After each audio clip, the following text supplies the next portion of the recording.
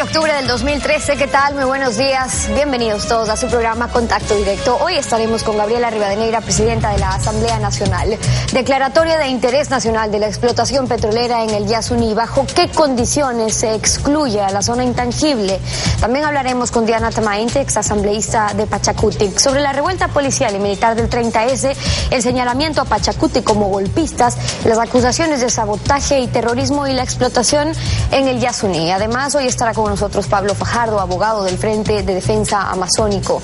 ¿Es posible aplicar la sentencia de remediación ambiental a la petrolera Chevron Texaco o a quién le correspondería administrar el dinero para la remediación ambiental? Lo revisamos de inmediato.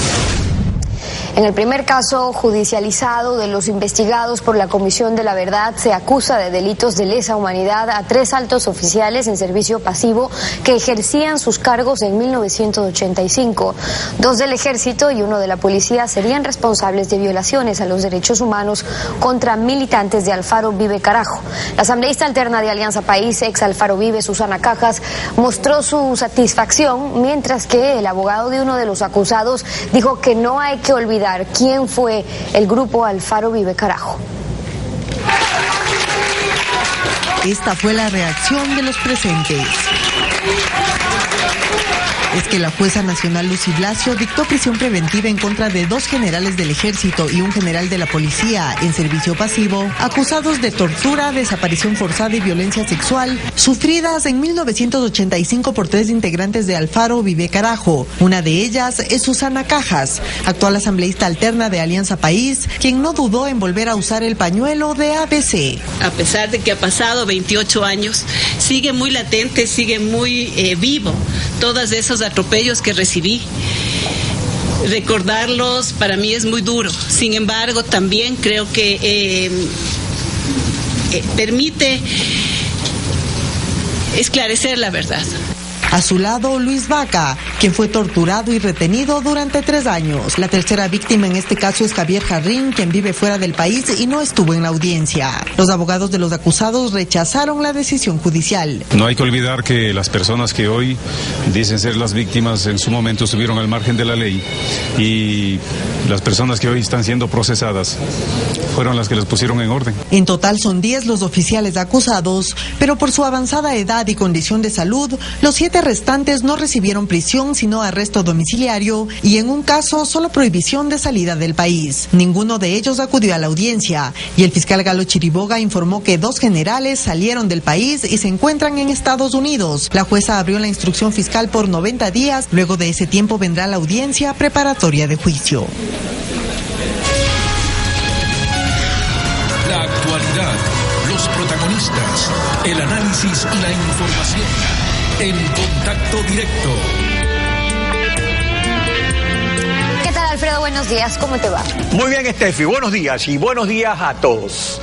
La solicitud del presidente de la República a la Asamblea para que declare de interés nacional la explotación de los bloques petroleros 31 y 43 en el Parque Nacional Yasuní se ha centrado en el mandato constitucional que ordena que la zona intangible de los pueblos en aislamiento voluntario es intocable e irreductible.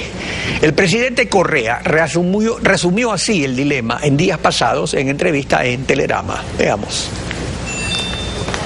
La constitución que nosotros mismos hicimos y que es muy garantista, garantiza los derechos de estos pueblos. Sé que el criterio mayoritario en los compañeros del bloque es no dar autorización para explotar en zona intangible. Bueno, discutiremos y aceptaremos lo que diga la mayoría. Pero también el país debe sincerar estas cosas. No se engañen. Si ustedes ven muchas veces cómo se han hecho las zonas protegidas, las zonas intangibles, no tiene lógica ni concierto. Los pueblos no contactados son nómadas. Ya de hecho, por una zona intangible donde están pueblos nómadas, es un contrasentido. Yo sé que la constitución dice que la zona intangible es irreductible, etcétera, pero en un momento hay que hablar si técnicamente está bien hecha y sin reducirle 1 centímetro, si no se la redefine. Pues son cosas políticamente incorrectas, porque si digo eso, entonces que estoy contra los pueblos contactados y soy un etnocida.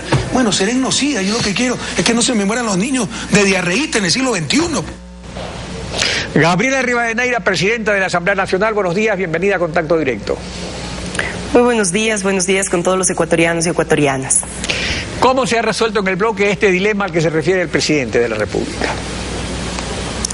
Bueno, uno de los temas que ha sido topado por el bloque de Alianza País y en general recibido por las casi 50 organizaciones sociales, entre ellas organizaciones críticas, organizaciones afines, gobiernos autónomos descentralizados, estuvo CONAIE, Coarrunari, la AME, CONCOPE, CONAJOPARE, entre otras organizaciones que manifestaron al interior de la Comisión de Biodiversidad algunas de sus preocupaciones.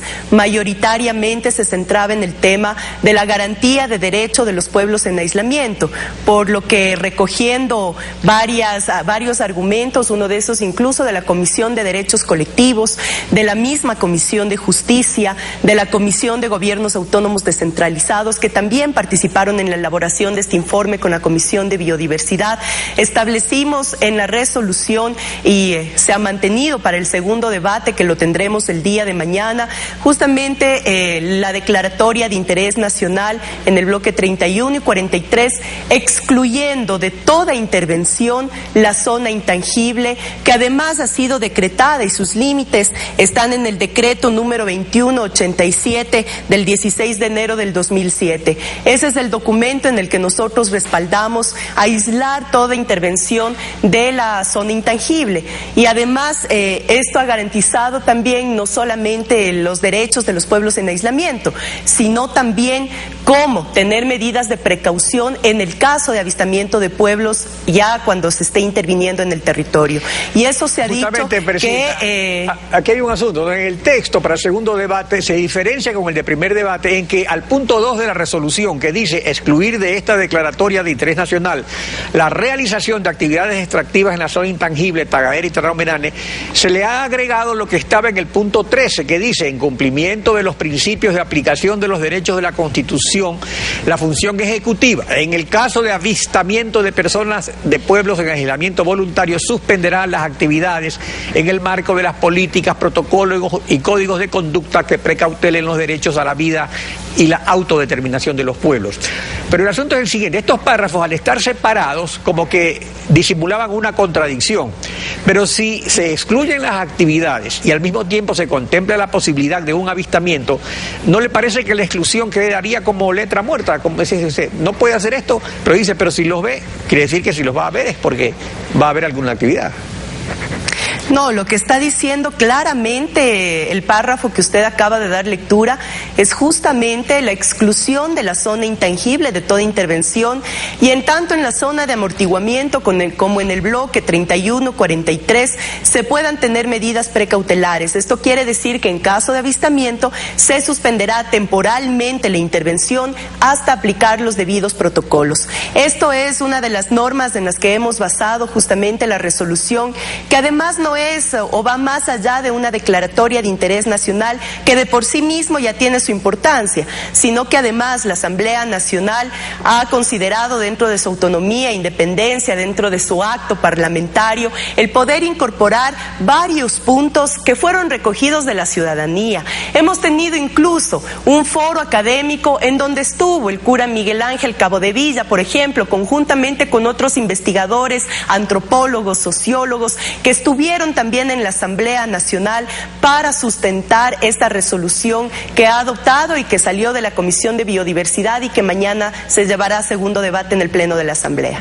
Pero hay algo muy interesante. En la página 11 del informe consta su opinión personal, que es muy interesante, y usted recuerda algo fundamental. Dice que ante el dilema derechos de pueblos no contactados ante las necesidades públicas del Estado, la propia Constitución en su artículo 417 provee un principio interpretativo, y ese principio es el siguiente: dice, se aplicarán los principios pro ser humano de no restricción de derechos, de aplicabilidad directa y de cláusula abierta establecidos en la Constitución. Pero ¿qué ocurre? Usted propone tramitar un proyecto de ley en este periodo legislativo que contenga protocolos y medidas de protección a los pueblos indígenas en aislamiento voluntario y asignar responsabilidades para el monitoreo, seguimiento, rendición de cuentas sobre el respeto de los derechos de dichos pueblos, cuando la Constitución manda que es de aplicabilidad directa, que no necesitarían ley alguna para su aplicación. ¿No sería más fácil y concreto que la exclusión de la zona intangible sea incondicional, como ordena la Constitución, o que se condicione a que primero se dicte la ley para luego proceder a la autorización de esa parte? Es que no estamos hablando de una intervención de la zona intangible, y a mí me parece que ahí se ha recogido muy bien la idea central de lo que se basa la garantía de los pueblos en aislamiento. Eso yo creo que ha dejado de estar en la discusión, puesto que está garantizado no solo en la Constitución, sino ahora además como uno de los puntos de esta declaratoria. Ir más allá, y justamente la resolución lo que promueve es la aplicación directa de protocolos, pero además de convenios internacionales.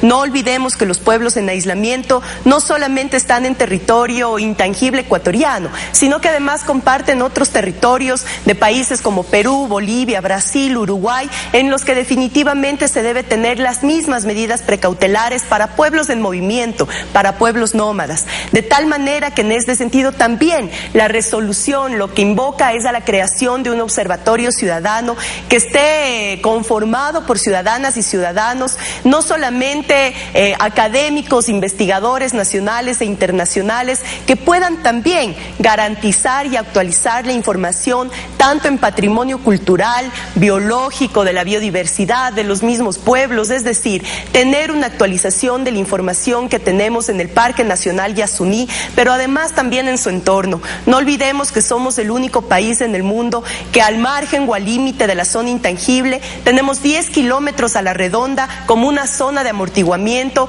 que justamente ayuda y faculta para que estos protocolos sean aplicados y la garantía sea mucho más real, más efectiva al momento de aplicarse. Y además insta en varios espacios, además, veedurías permanentes ciudadanas y también de la Asamblea Nacional, basándome en el documento que usted leyó. En este caso, quien aplica también, o quien hace la intervención deberá dar informes semestrales a la Asamblea Nacional para transparentar justamente la actividad económica, social, política, de respeto a la naturaleza, como consta en la resulta Constitución, que en la parte permanente técnica, en el Pleno. En la parte técnica, en el informe para primer debate consta que Osvaldo Madrid, gerente de Petroamazonas, indicó que el desarrollo del proyecto ITT se realizará por fases, dice, empezando con Tiputini, ubicado fuera del parque, en segundo lugar Tambococha, dentro del parque, pero fuera de la zona intangible, y finalmente Ispingo, que sí se encuentra en la zona intangible, dice, y que se realizará solo si las condiciones geológicas permiten realizar perforaciones horizontales. Entonces, este señalamiento se debe a que en el plan B que el gobierno promovió durante 3 años nunca se incluyó Ispingo, justamente porque está en el corazón del Parque Nacional, en la zona intangible. Entonces, no existe ninguna planificación técnica para explotarlo. Entonces, ¿por qué la Asamblea no autoriza actualmente solo el plan B? Y cuando haya una planificación para Ispingo y la ley que usted propone, ahí sí se analice la posibilidad de declarar de interés nacional su explotación, o es que se entiende que está terminantemente excluida la explotación de Ispingo, porque tampoco lo dice así la resolución.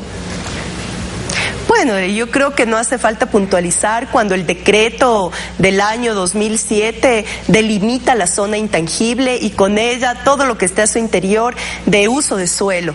El Petroamazonas y el Ministerio de Recursos No Renovables han indicado que con tecnología, y eso es lo que estamos garantizando también en el documento que va a expedir la Asamblea Nacional, el uso de alta tecnología, de tecnología de punta que permita bajar al mínimo los impactos ambientales.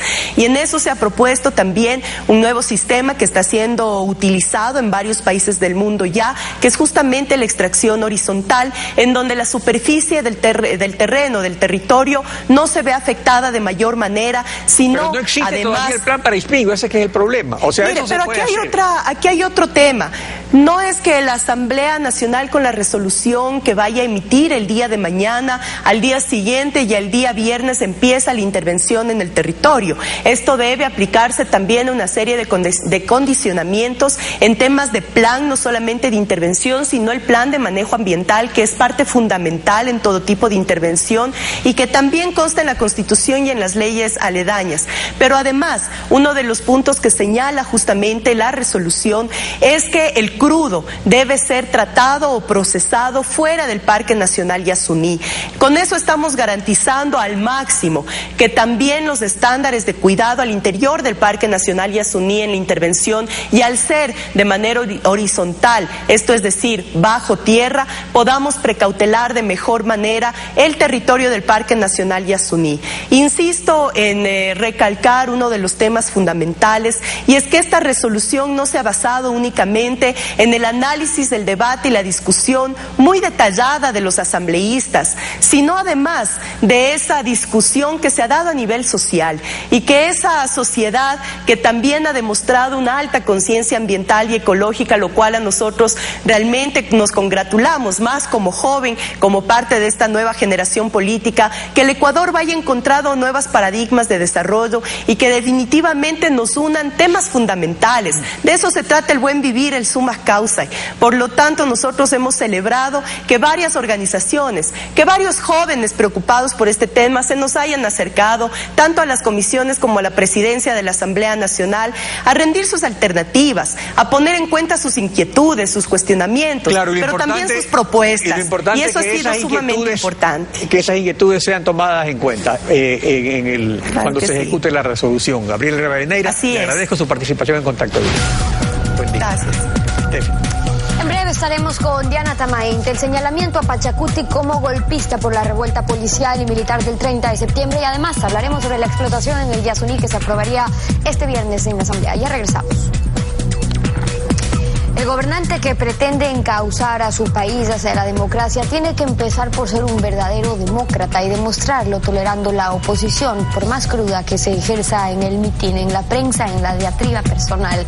Lo dijo Lázaro Cárdenas, militar, político y estadista mexicano.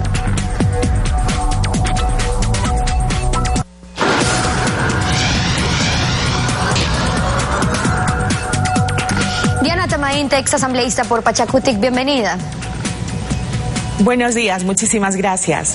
La Asamblea está por definir en segundo debate el futuro de la explotación del bloque ITT. ¿Cuándo se dice que se excluye de la declaratoria la actividad extractiva en la zona intangible y que en caso de avistamiento de personas en pueblos en aislamiento voluntario suspenderán las actividades en el marco de protocolos y códigos de conducta? Se está reconociendo que los pueblos en aislamiento no están solamente en el territorio intangible, lo dijo también aquí la presidenta de la Asamblea.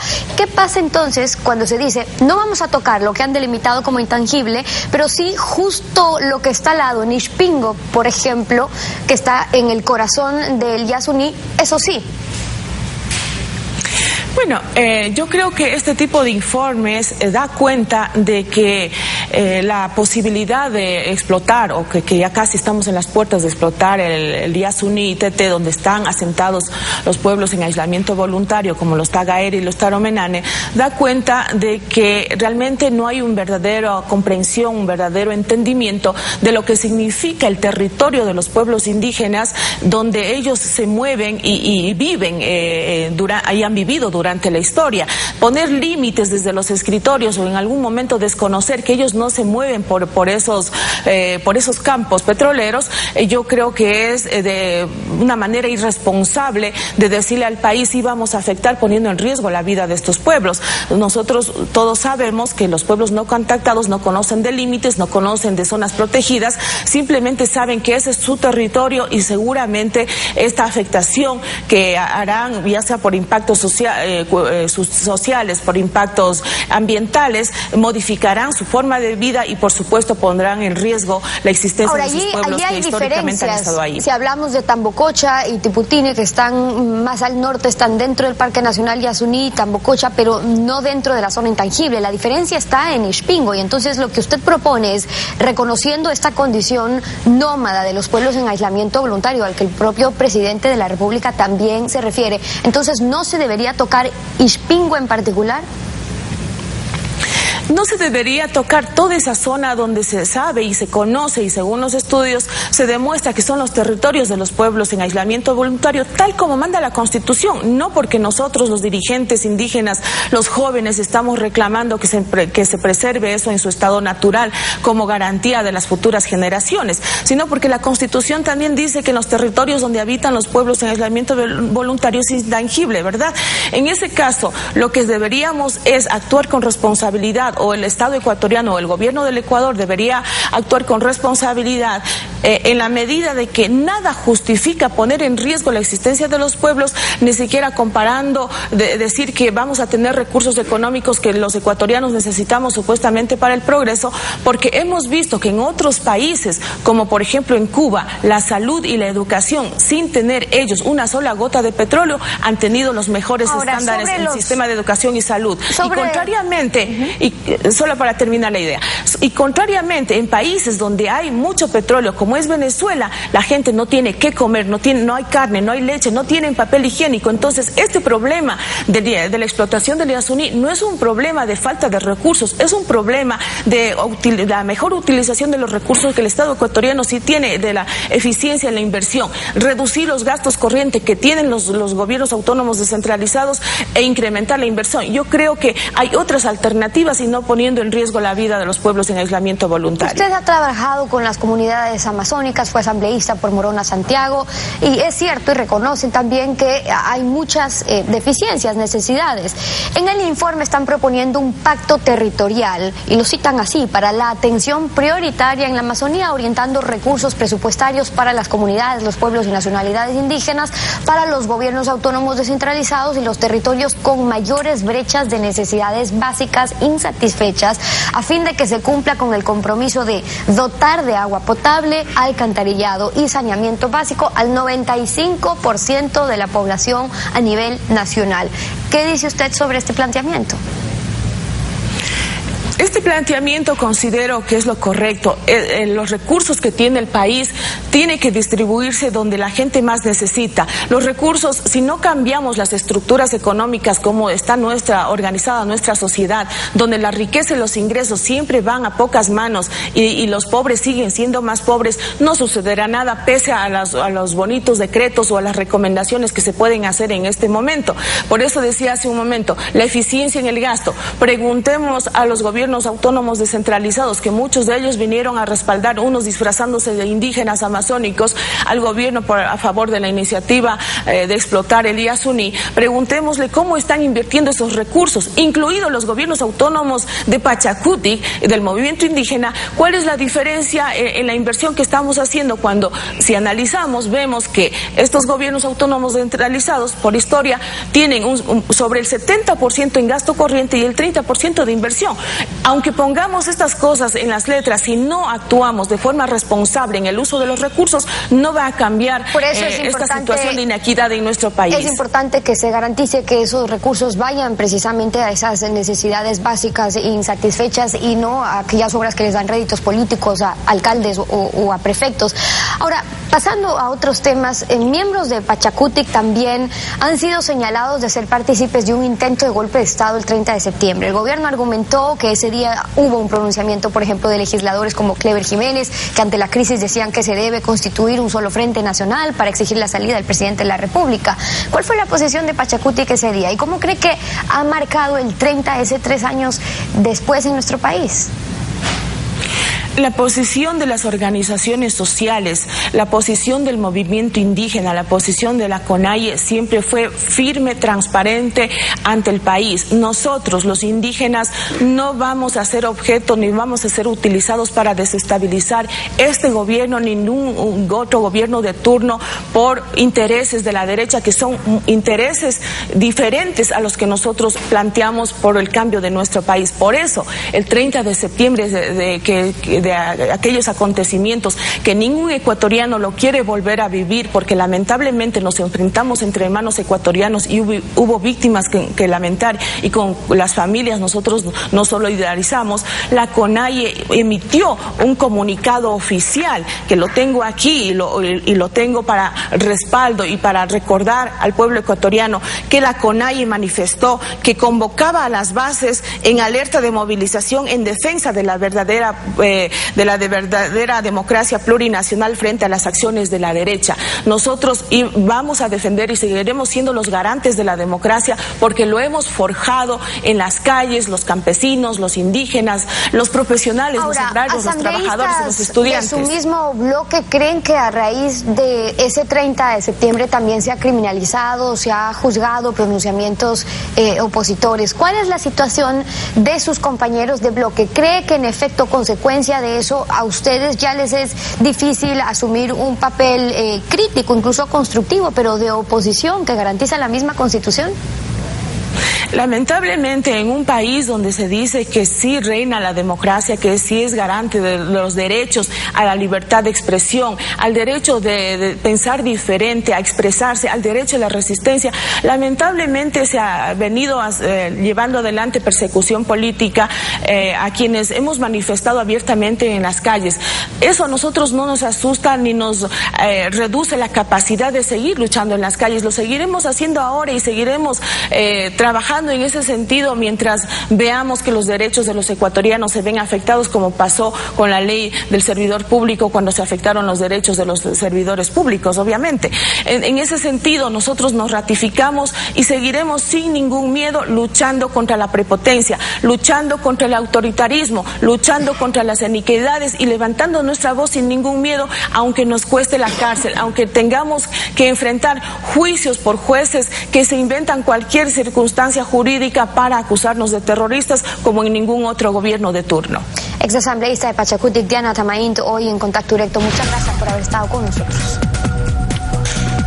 7 de la mañana con 31 minutos. Después de esta pausa estaremos con Pablo Fajardo. El caso Chevron Texaco. ¿Es posible aplicar la sentencia por remediación ambiental? Regresamos, quédese en nuestra sintonía. La democracia es tolerante, el cesarismo intolerante. La democracia concede el derecho de crítica porque cree en la falibilidad de los criterios humanos. El cesarismo suprime toda crítica porque se basa en la mística de la infalibilidad. Lo dijo Leopoldo Benítez Vinuesa, escritor y diplomático ecuatoriano.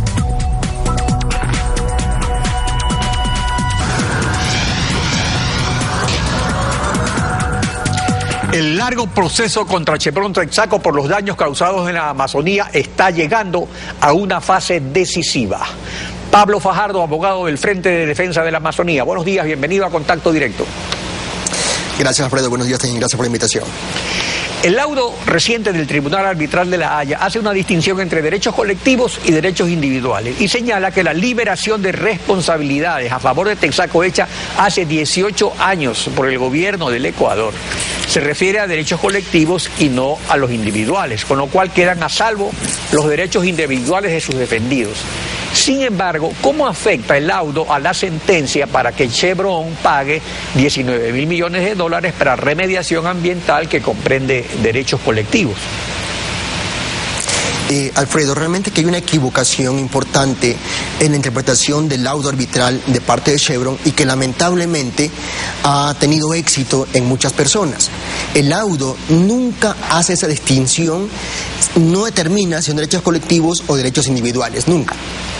Hace un análisis sobre eso, pero no concluye directamente. Y en segundo lugar, el contrato del 95 dice textualmente que libera al Estado, o sea, que es el Estado y Petroecuador.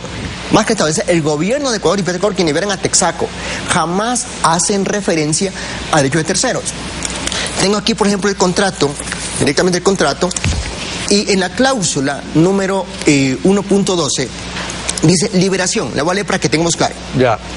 La liberación bajo las previsiones del artículo 5 de este contrato de todas las obligaciones legales y contractuales y de la responsabilidad frente al gobierno y Petroecuador.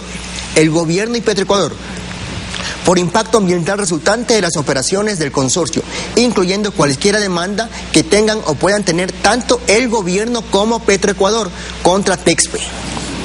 En conclusión, nunca hace referencia directamente a lo que es derechos de terceros como tal. Claro, y este es un fallo parcial, todavía falta el fallo definitivo porque ahí se supone que se va a hacer la pronunciación definitiva, pero también hay el asunto de la sentencia, porque según una sentencia de la Corte Provincial de Sucumbíos, remediar la afectación de derechos colectivos pues cuesta 600 millones, limpieza de aguas subterráneas, 5.396 millones limpieza de suelos, 200 millones de recuperación de flora y fauna, 1.400 millones para salud pública, 150 millones saneamiento de aguas, 800 millones para un plan de salud contra el cáncer y 100 millones para reconstrucción comunitaria, en total 8.646 millones de dólares más una multa de igual valor que suma a todos 17.300 millones y un 10% para el Frente de Defensa de la Amazonía.